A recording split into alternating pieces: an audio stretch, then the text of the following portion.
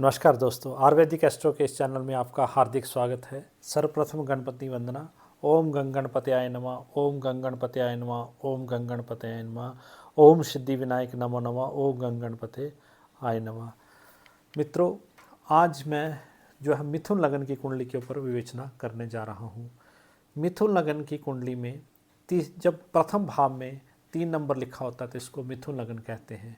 और इस कुंडली में जो है वो दूसरे नंबर अर्थात 12वें भाव में जो है वो 12वें भाव में 2 नंबर के खाने में जो है दो नंबर के राशि में जो है वो चंद्रमा बैठा हुआ था, तो वृष राशि जो है वो विराजमान है। तो ये आज की कुंडली जो है जिस पे हम चर्चा करने जा रहे हैं वो वृष राशि की कुंडली है और मिथुन लगन की कुंडली है। इस कुंडली में मुख्यतः हम विवेचना इस विषय में करने जा रहे हैं कि जातक बहुत ही भाग्यशाली है, अर्थात ये ज़िंदगी में न्यायाधीश बनेगा या कोई राजनेता जो राजनीतिक पद जो है वो हासिल करेगा, अर्थात राजनेता बनेगा। इस कुंडली में राजनेता बनने की भी और न्यायाधीश बनने की भी प्रबल संभावना है, परंतु ये सब उस चीज़ के ऊपर डिपेंड करता है कि जातक के पिछले जन्मों के कर्म तो बहुत अच्छे हैं, परंतु इस जन्म में वो कितनी मेहनत करता है आकर के, अर्थात उस चीज़ को पाने के लिए कितनी शिद्दत से जो है वो कोशिश करता है। अर्थात 50% तो भाग्य काम करता है, परंतु 50% जो है कर्म काम करता है। अर्थात आप कर्म प्रधान होंगे तो आप जरूर न्यायाधीश बनेंगे या आप जो है वो राजनेता जरूर बनेंगे, या दूर देश में जाकर के प्रवास करेंगे या दूर देश में जाकर के धन कमाएंगे। ये तीनों ही प्रबल संभावनाएं इस कुंडली में है। आज मैं इस विषय पे विस्तृत चर्चा करने जा रहा हूँ। सर्वप्रथम चर्चा प्रारंभ करने से पहले आप लोगों से विनम्र प्रार्थना है कि मेरी इस कुंडली को जो विवेचना को एंड तक देखें और देखने के बाद इस कुंडली को शेयर करें, सब्सक्राइब करें, लाइक करें और अपने प्लेटफॉर्मों के ऊपर भी जो दूसरे सोशल मीडिया के प्लेटफॉर्म है उनके ऊपर भी शेयर करें। बस यही प्रार्थना मैं आपसे रखता हूँ। आज इस कुंडली की विवेचना जो है वो शुरू करते हैं। मैंने पहले भी बताया कि ये मिथुन लगन की कुंडली है और इस लगन का जो डिग्री है वो 20.33 डिग्री होने के कारण लगन अच्छा माना जाता है, क्योंकि इस लगन का स्वामी जो है बुध जो है वो केंद्र में ही विराजमान है, अर्थात कन्या राशि में अपनी राशि में विराजमान है। अर्थात इन दोनों घरों का स्वामी जो है वो केंद्र में ही विराजमान होने के कारण बहुत अच्छा जो कुंडली का स्वभाव रहेगा, मतलब इस जातक का स्वभाव भी बहुत अच्छा रहेगा, बातचीत भी बहुत अच्छी रहेगी, सौम्य रहेगा, सबसे प्रेम प्यार से बात करेगा और लगन का प्रभाव भी ऐसा है कि जिस लोगों से मिलेगा जो इसकी वाणी से प्रभावित हो जाएंगे, मोहित हो जाएंगे, इसके आगे नतमस्तक हो जाएंगे। ऐसा इस कुंडली का जो है वो प्रभाव है। तो जातक जो है बहुत प्रभावशाली होगा, बहुत ही अच्छा होगा, मतलब दुनिया को पसंद आने वाला जातक होगा, नेता की तरह जातक होगा। नेता मेरे को तो लगता है इस कुंडली, मैंने न्यायाधीश में बोला परंतु राजनेता जो है, राजनेता की कुंडली ये ज़्यादा लगती है, क्योंकि जो न्यायाधीश लोग होते हैं वो ज़्यादा लोगों से बात नहीं करते हैं, परंतु जो राजनेता होते हैं वो तो हर लोगों से बात करते हैं, लोगों के प्रिय होते हैं, लोगों से मिलना जुलना उठना बैठना। तो मेरे को ये लगता है कि ये बुध लगन की कुंडली है, तो ऐसे जातक की वाणी जो है वो भी अच्छी रहेगी, स्वभाव भी अच्छा रहेगा, लोगों से मिलना जुलना भी अच्छा रहेगा, जिस कारण ये जातक जो है वो राजनेता बनने का पूरा प्रबल संभावना है। और अब आते हैं दूसरे भाव के ऊपर जहाँ शनि विराजमान है। कर्क राशि में शनि जो है वो उच्च नहीं माना जाता है। शनि जो है वो अपनी शत्रु राशि में विराजमान है, शनि चंद्रमा के घर में शत्रु राशि में विराजमान है, परंतु यहाँ शनि जो है वो अच्छा फल इसलिए देगा क्योंकि इस भाव में थोड़ी सी वाणी को क्रूर भी करता है और मीठा भी करता है। अर्थात ऐसा जातक दोनों धर्मों की वाणी बोलता है। जब उसको गुस्सा आता है तो वो गुस्से में, नेचुरली बंदा थोड़ा सा गुस्से में आकर के थोड़ा सा सख्त स्वभाव का हो जाता है, परंतु बुध का इस प्रभाव होने के कारण, इस चंद्रमा का प्रभाव होने के कारण और बुध का प्रभाव होने के कारण ऐसा जातक जो है थोड़ी सौम्य वाणी का भी प्रयोग करता है और शांत रहता है। अर्थात ऐसा जब शनि इस घर में बैठ जाता है तो बहुत सारी धन संपदा और प्रॉपर्टी देता है। ऐसा जातक जो है वो लैंड सीलिंग एक्ट को छोड़ करके बाकी जो है उससे भी ज़्यादा ज़मीन जायदादों का मालिक होता है, अर्थात उसके पास बहुत सारा लैंड का समूह हो सकता है। अचल प्रॉपर्टी जो है, चल प्रॉपर्टी जो है, अचल मतलब अचल लैंड भूमि वाहन जो है वो बहुत ज़्यादा हो सकते हैं। अगर अभी नहीं होंगे तो फ्यूचर में जब शनि की दशा आएगी तब जो शनि है विदेशों में भी प्रॉपर्टी दिलाता है और विदेशों में जाकर के काम जो है वो करवाता है। ऐसा शनि विदेशों में जाके काम करवाएगा, विदेशों से संबंधित धन दिलाएगा और विदेशों से संबंधित अगर आपने यहाँ पे धन नहीं कमाया तो आप विदेश में जाकर के धन जरूर कमा सकते हैं। ये इस शनि का प्रभाव है, परंतु आपकी वाणी कहीं तक जो है थोड़ी सी कड़वी हो सकती है, तो इस वाणी में मिठास लाएं।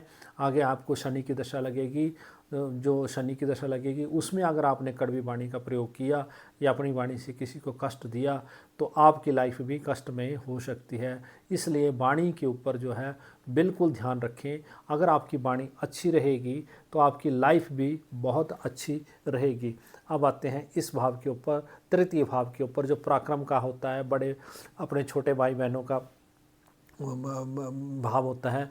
अर्थात सूर्य विराजमान होने के कारण जो है वो छोटे भाई बहनों की संभावना तो कम करता है, परंतु ये पराक्रम से रिलेटेड जो है अच्छा इसका मालिक जब केंद्र में विराजमान हो गया तो ऐसे जातक का पिता और माता के घर में विराजमान हो गया, अर्थात अपने घर में विराजमान हो गया और बुध के साथ बुध आदित्य योग बना रहा है। तो इसका मतलब ये है कि इस भाव का मालिक सिंह राशि, यहाँ सिंह राशि है, सिंह राशि का मालिक कन्या राशि में विराजमान हो गया, बुध आदित्य योग बना रहा है। तो पिता से जो है इनका पराक्रम बढ़ेगा, अर्थात पिता के द्वारा ही इनको पराक्रम जो है वो प्राप्त होगा। पिता के मित्र ही इनके ज़्यादा मित्र होंगे और पिता के द्वारा ही इनको बहुत लाड प्रेम स्नेह और जायदाद का मिलना जो है वो तय है। और पिता के द्वारा पिता ही इनकी जो लाइफ है वो सेट करके जाएंगे, चाहे वो ज़मीन जायदाद में है, चाहे वो पॉलिटिक्स में है। एक बेस भूमिका जो है वो इनके पिताजी बहुत अच्छे होंगे और इनका रिलेशन भी पिताजी के साथ बहुत युवावस्था, मतलब अब समझदारी का रिलेशन होगा। पिताजी के साथ बहुत ज़्यादा कंफर्टेबल फील करेंगे और पिताजी के साथ बहुत अच्छा रिलेशन जो है वो इनका रहने वाला है, क्योंकि सूर्य है वो 24.9 डिग्री का है। जब जब ये पिताजी के साथ जाएंगे, एक ख्याल रखें अपनी ज़िंदगी में, अपने पिताजी के सुबह उठ के चरण जरूर स्पर्श करें और जितना ज़्यादा वक्त आपको मिलता है अपने पिताजी के साथ स्पेंड करें, जिससे जो आपका पराक्रम जो है वो बहुत बढ़ेगा। आपको बहुत अच्छे अच्छे लोग मिलेंगे पिताजी के साथ जा कर के और आप रिलेशन बढ़ेंगे और आपकी ख्याति जो है, जो पराक्रम, ये मैं प्रैक्टिकल चीज़ बता रहा हूँ क्योंकि इसका मालिक सिंह है और सिंह जो है वो माता और पिता के घर में विराजमान है। तो माता के साथ तो मैं इतना ज़्यादा नहीं, क्योंकि 3.11 डिग्री का ये बता सकता हूँ, पर पिता के साथ बहुत अच्छी रहने वाली है। तो जब जब आप पिता के साथ होंगे तब तब आपका पराक्रम जो है वो बढ़ने वाला है। ये तो आपके पराक्रम की दृष्टि, आप पॉलिटिशियन में तो पराक्रम जो है वो काम आएगा, बहुत अच्छा रहेगा। इसके पराक्रम बढ़ाने के लिए और पॉलिटिक्स में अपनी लाइफ ऊंची करने के लिए आप पिताजी के साथ ही ज़्यादा समय व्यतीत करें और उनके साथ जो है भ्रमण जरूर करें। गाँव का भ्रमण करें, शहर का भ्रमण करें, उनके साथ मिले जुलें, उनके साथ लोगों के साथ मिले जुलें, तो इससे आपके लिए बहुत अच्छा रहने वाला है। अब आते हैं बुध, यहाँ इस घर में जो माता पिता का गाड़ी वाहन का जो योग है, वो पिता के कारण ही आपको अच्छी गाड़ी और वाहन मिलेगा, पिता के कारण ही भूमि मिलेगी, पिता के कारण ही सब कुछ मिलेगा। तो आप पिताजी का साथ जो है वो किसी भी सूरत में ना छोड़ें और सुबह पिताजी का आशीर्वाद लें।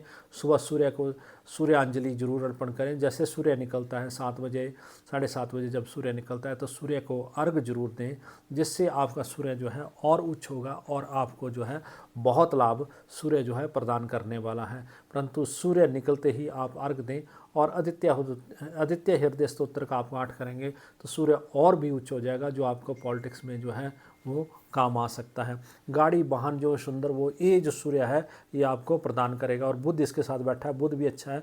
जब जितना ज़्यादा सूर्य प्रबल है उतना ज़्यादा बुध नर्म है, तो अब वो आपको न्यूट्रल कर देता है, मतलब न्यूट्रल कर देता है। ये अच्छा घर है, अच्छे इसमें बैठने का। अगर सूर्य जी बैठा होता तो अकेला बैठा होता तो ये घर ठीक नहीं होता, परंतु बुध यहाँ पे विराजमान होने के कारण सौम्य है ये घर जो है, और राशि में बुध होने के कारण बुध अपने घर में विराजमान है। तो बुध एक बहुत अच्छा युवा है और बुध जो है बहुत अच्छा फ़ायदा देता है। अब आपको वनस्पतियों से रिलेटेड भी फ़ायदा हो सकता है, जैसे आप साग सब्जी लगाएं या कोई खेती करें तो उससे भी रिलेटेड आपको जो फ़ायदा बहुत हो सकता है। आप कभी करके देखें, कभी प्लांट लगाएं, उसे आप अपने घर में तुलसी का प्लांट लगाएं जो बहुत फल फूलित आपको देगा।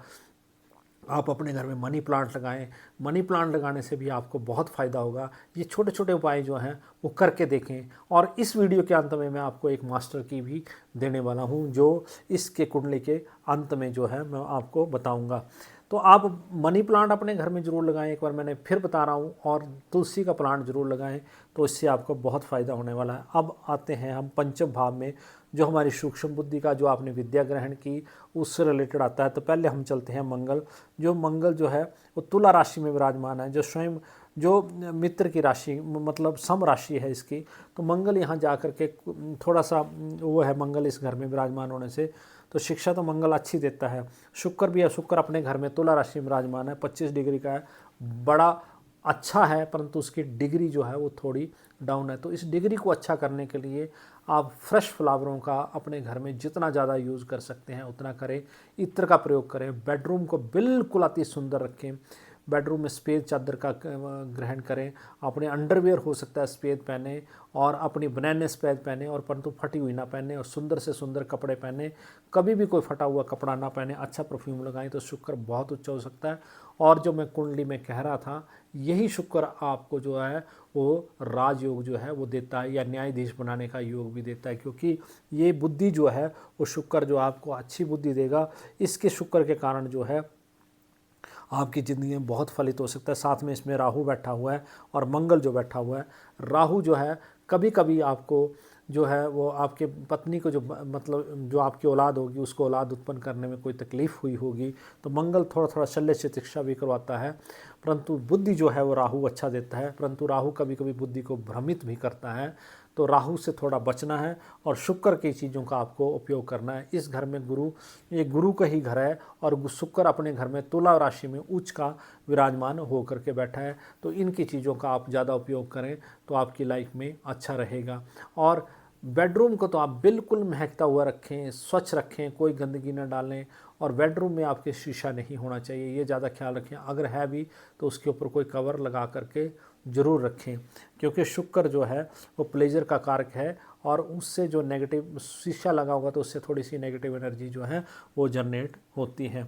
तो शुक्र का मैंने आपको बताया कि शुक्र आपके पॉलिटिक्स के लिए भी अच्छा है, विद्या के लिए भी अच्छा है। जो शिक्षा मिली, वो विद्या जो मिली वो शुक्र के कारण मिली। इस कुंडली का भावार्थ ये है, क्योंकि गुरु जो है वो नीच राशि में है, परंतु शुक्र जो अपनी राशि में है, तो आपकी कुंडली जो है वो राक्षस गुरु युक्त है, अर्थात राक्षस प्रधान कुंडली है। तो इसको अच्छा, जो चीज़ हमारे कुंडली में अच्छा हो उसको हमारे को उच्च करना होता है। तो शुक्र से रिलेटेड जितनी जितनी चीज़ें हैं वो ज़रूर रखें। आप कभी फ्रेश फ्लावर अपने घर में ला करके रखें, फिर अपने घर को महकता देखें, उस दिन आपके देखने कितने ज़िंदगी में कितनी खुशियाँ आएंगी। अगर आप अपनी पत्नी को भी अच्छे फ्लावर भेंट करेंगे तो उससे भी उसका शुक्र जो, आपका शुक्र जो है वो उच्च होने वाला है। और पति पत्नी दोनों ही मिल करके एक ही परफ्यूम का प्रयोग करें, एक परफ्यूम का प्रयोग करने से ये शुक्र जो है वो और भी उच्च होगा। अब आते हैं इस घर के ऊपर। इस घर के ऊपर ये घर छठा घर है। छठे घर में मंगल की राशि विराजमान है, और मंगल जो है यहाँ से अगले घर में मतलब अपने पाँचवें घर में, छठे घर में विराजमान हो गया है। नहीं, छठे घर का मंगल जो है पंचम भाव में विराजमान हो गया है। छठे भाव का मंगल जो है पंचम भाव में विराजमान हो गया।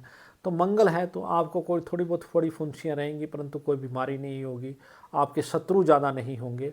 आप हनुमान जी की अगर उपासना करें तो आपको पॉलिटिक्स में भी फ़ायदा होगा, और रोग ऋण रिपु से भी फ़ायदा होगा।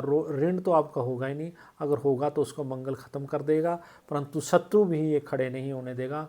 हनुमान चालीसा का जब भी आपको मौका मिले, क्योंकि छठे भाव का स्वामी मंगल है, तो ऋण दोष और शत्रुओं से मुक्ति चाहते हैं तो कभी भी जाखू टेम्पल शिमला जाएं, तो वहाँ 3.25 घंटे के लिए आप एकांत में बैठ जाएं, मंदिर में बैठ जाएं, और कंटिन्यू 108 बार हनुमान चालीसा का जो है वो पाठ करें। आपकी कुंडली के लिए रामबाण उपाय है अगर ज़िंदगी में स्वस्थ रहना चाहते हैं। वैसे तो आप स्वस्थ ही रहेंगे, परंतु स्वास्थ्य को भी अच्छे ढंग से मेंटेन करके जीना चाहते हैं तो 108 बार हनुमान चालीसा का जब भी साल में 1-2 बार मौका मिले तो जाखू मंदिर हनुमान जी के मंदिर जाएं। वो साक्षात विराजमान है, तो उनकी आप जब पूजा करेंगे तो आप जो हैं वो निरोगी काया, निरशत्रु, मतलब कोई शत्रु नहीं होगा, कोई कुछ नहीं होगा, निरोगी काया रहेगा, शरीर भी आपका स्वस्थ रहने वाला है।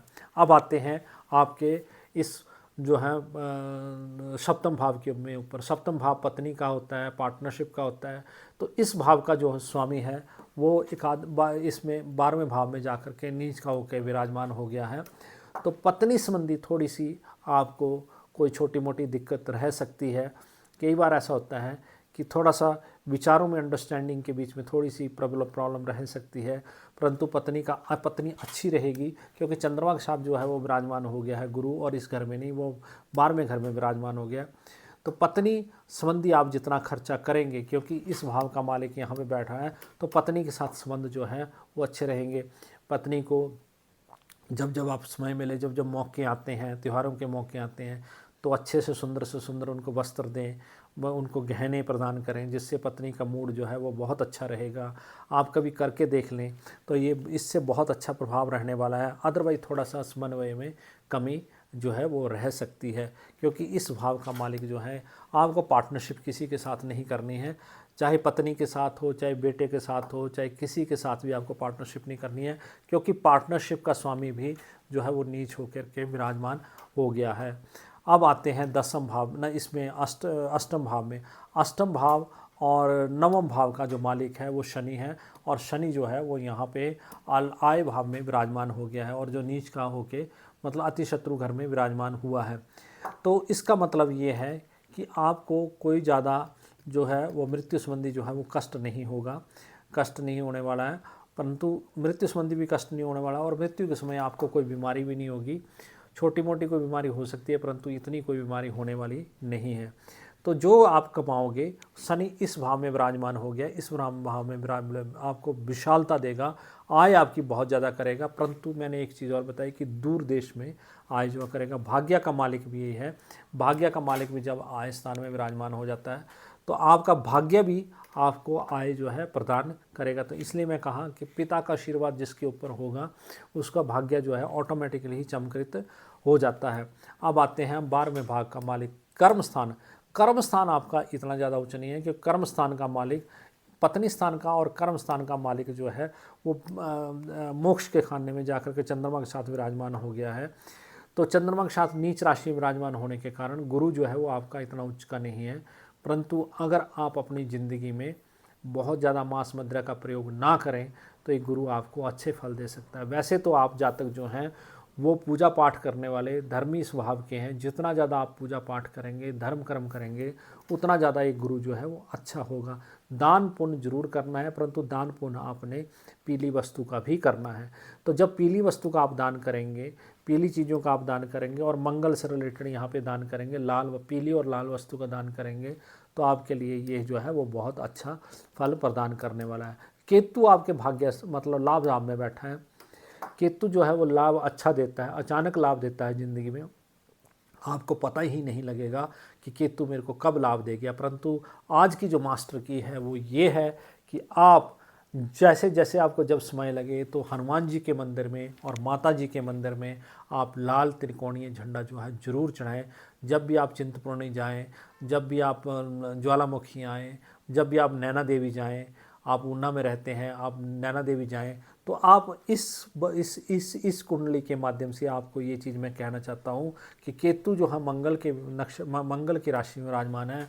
इसका मतलब ये हुआ कि लाल झंडा त्रिकोणी कलर का माँ के मंदिर में चढ़ाएं, जिससे आपका भाग्य भी प्रबल होगा, आपका पराक्रम भी प्रबल होगा, माँ का आशीर्वाद आपको जरूर मिलेगा, और नेता बनने के लिए आप जो है वो अग्रसर होंगे। आपका दिमाग जो है वो नेता, जैसे जैसे झंडा झूलता जाएगा, वैसे वैसे आपका दिमाग जो है वो चलता जाएगा।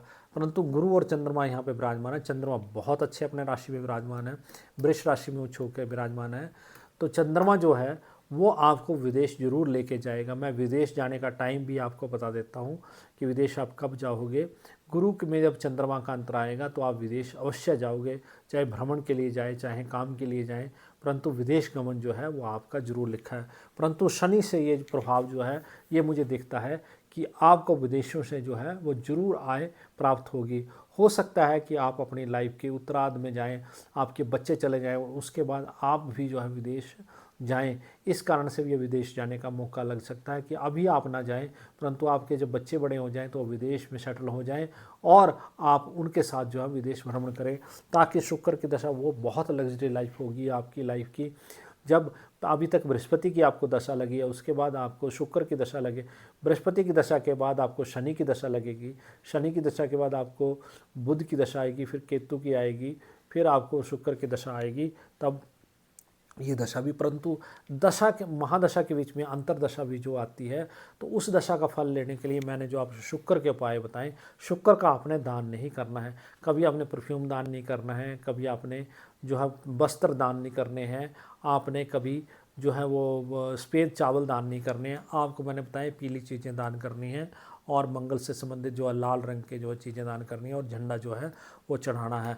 ये थी आपकी कुंडली की मोटी विवेचना। अब हम आते हैं कि आपको किस चीज़ की दशा जो है वो चल रही है। अभी हम इस चीज़ के ऊपर आते हैं कि ये रिपोर्ट में दशा में विष्णोत्तरी दशा, ये आपकी दशा है। आप पैदा हुए सूर्य की दशा में, तो आपका जो बचपन था वो बहुत अच्छा रहा, क्योंकि सूर्य के कारण आपका बचपन प्रभावशाली रहा। चंद्र भी आपका अच्छा रहा। उसके बाद आपकी दशा 79 से लेके 89 तक बहुत अच्छी रही, जिसमें आपने बहुत अच्छी लग्जरी लाइफ जो है वो आपने जी है। फिर आपका मंगल आया, तो थोड़ा सा इसमें फोड़े फिंसियाँ आपको उन 90 से लेकर के 96 तक थोड़ी सी फोड़े फिंसियाँ जो है वो होती रही। अब आपका जो है ये राहु प्रारंभ हुआ। राहु जो विद्या के स्थान में विराजमान है, इसने आपको उच्च शिक्षा दी। वैसे राहु ने आपको प्रैक्टिकल देखा जाए तो राहु ने आपको उच्च शिक्षा दी। राहु ही यहाँ से आपको सूक्ष्म बुद्धि जो है तीव्र करता है। आप शेयर के क्षेत्र में भी, शेयर म्यूचुअल फंड्स भी ले सकते हैं, उसके थ्रू भी आप धन जो है वो कमा सकते हैं। परंतु आपने ये देखना है, बृहस्पति आपकी कुंडली में अच्छा नहीं है, परंतु थोड़े से आप इन्वेस्टमेंट से स्टार्ट करें, फिर देखें अगर राहु ने आपको अच्छा फल दिया तो आप उस चीज़ को ट्राई कर सकते हैं, क्योंकि आपको उच्च शिक्षा जो प्रदान की है वो राहु की दशा ने ही प्रदान की है। राहु थोड़ा सा मन जरूर भ्रमित करता है, हड्डियों को तोड़ान करता है, वीर्य का नाश करता है, परंतु इसने ही शिक्षा जो है वो आपको ऊंची प्रदान की। इसी दौरान जो है 2014 तक जो है आपने जो है अपने लाइफ के गुण अवगुण दोनों सीखे होंगे, जिसके कारण जो है वो आप आज सर्वाइव कर रहे हो। उसके बाद आपको गुरु की दशा लगी, जो मैं इतनी अच्छी तो नहीं मान सकता, क्योंकि परंतु गुरु जो है कभी बुरे फल नहीं देता है। इस दशा में आपको ध्यान जो है वो भगवान की तरफ लगा होगा, मोक्ष की तरफ आपका ध्यान लगा होगा। आपकी कुंडली में जो योग है वो मोक्षदायी की योग भी है। आप एंड में जो है मोक्ष भी प्राप्त कर सकते हैं, क्योंकि गुरु चंद्रमा को और भगवान के दर्शन भी आपको हो सकते हैं। आप पिछले जन्म में बहुत पुण्य आत्मा थे, तो इस कारण आपका जन्म जो है इस बार अच्छे घर में पैदा हुआ। और जो गुरु की दशा भी आपको अब आती है, शनि की दशा। अब गुरु में आपको मैं एक चीज़ और बता सकता हूँ कि जो प्रॉपर्टी आप गुरु में बनाएंगे, जब गुरु में राहु का अंतर आएगा 11/6/2028 से लेके 4/11/2023 के बीच में, 30 के बीच में, वो प्रॉपर्टी आप बेच दोगे। आप कोई प्लॉट लोगे, आप कोई लैंड लोगे, अगर आपने अपने नाम से कोई गुरु की दशा में चीज़ खरीद दी तो आप बिक जाएगी। इसलिए आपको एक सुझाव और देता हूँ कि अगर आपके पास पैसा है और आप कोई प्रॉपर्टी खरीदना चाहते हैं तो अपने पिताजी के नाम से जो प्रॉपर्टी लें तो उसमें बढ़ोतरी जरूर होगी, परंतु अपने नाम से अगर लेंगे तो वो राहु में जो है इस दशा में बिक जाएगी। तो इसलिए ना कोई ज़्यादा लोन लें, ना कोई ज़्यादा वो चीज़ करें, जिसके कारण से अभी प्रॉपर्टी बनाने का कोई फ़ायदा नहीं है। प्रॉपर्टी बनाएंगे अपने नाम से तो वो बिक जाएगी। जो कुछ करना वो पिताजी के नाम से अभी करिए। और मैंने आपको बताया विदेश योग, आप डेट लिख लीजिए 6/3/2026 से लेकर 6/7/2027 तक। आप कहीं छोटी मोटी यात्रा करें, बड़ी यात्रा करें, स्विट्ज़रलैंड की यात्रा करें, अमेरिका की यात्रा करें, कहीं की भी यात्रा करें, परंतु आप किसी भी कंट्री, छोटे से लेकर बड़ी कंट्री तक की आपकी यात्रा जो है गुरु के दशा में जब चंद्रमा का अंतर आएगा तो आएगा। और इस टाइम आपके पास पैसा भी बहुत आएगा। जो कहते हैं ना लिक्विडिटी जो क्रंच है, वो लिक्विडिटी क्रंच होता है वो ख़त्म हो जाएगा। और इस टाइम में आप अच्छा पैसा कमाने की सोचो, लिक्विड पैसा आपके पास बहुत आ सकता है। 6/3/2026 से लेकर 6/7/2027 तक आपके पास बहुत अच्छा पैसा आ सकता है। और आपने एक काम और करना है, नम्रता से बात करनी है, अच्छे से बात करनी है, ताकि आपकी शनि की आने वाली दशा जो है वो अच्छी जाए। शनि में शनि का पीरियड आपका अच्छा जाएगा, बहुत पैसा आएगा, विदेशों से आएगा, बुध की दशा अच्छी जाएगी। परंतु आपने जुबान जो है आपने ख्याल रखना है कि आपकी जुबान जो है वो 17/7/2036 से लेके 37 तक के बीच में आपकी जुबान बहुत कड़वी हो जाएगी। हो सकता है कोई कड़वाहट भर जाए, जिसके कारण जो है वो शनि पहले जुबान खराब करता है, फिर जो पैसे की कमी करता है, फिर शरीर खराब करता है। तो इन चीज़ों से बचें। जब शनि की दशा आएगी तो कुंडली की विवेचना एक बार फिर करवा लेना, उस टाइम में उपाय आपको ज़रूर बताऊंगा। शनि की दशा के लिए आपको मैंने जो अभी बताया, आप हनुमान चालीसा का कंटिन्यू पाठ करें, वो शनि की दशा को भी कंट्रोल करेगा, शनि की नीचता भी कंट्रोल करेगा, बृहस्पति को भी उच्च करेगा और मंगल को भी शांत करेगा। तो ये थे आपकी कुंडली में दशाओं की विवेचना। अब हम आते हैं आपकी जो दशा, जो आपकी जो दूसरी दशा योगिनी दशा जो आपकी चल रही है। योगिनी दशा में आपके ऊपर आते हैं 22 तक आपको सिद्धा की थी, फिर आप संकटा है। ये संकटा तो अंतरदशा बीच में चली रहती है। 22 से लेकर 30 के बीच में आपको थोड़ी सी संकटा की दशा है। तो संकटा के लिए आपको अगर दिल करता है दान करना, तो किसी लड़की को या किसी गरीब औरत को आप नीला सूट जो है वो ज़रूर दान करें।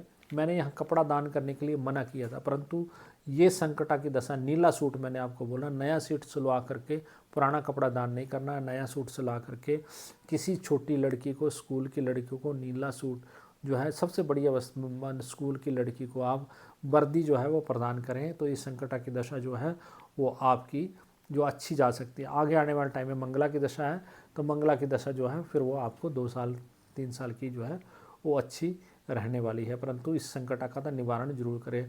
हर साल आप 30 तक, 1 साल में एक बार जो है वो सूट जो है वो लड़की को जरूर प्रदान करें।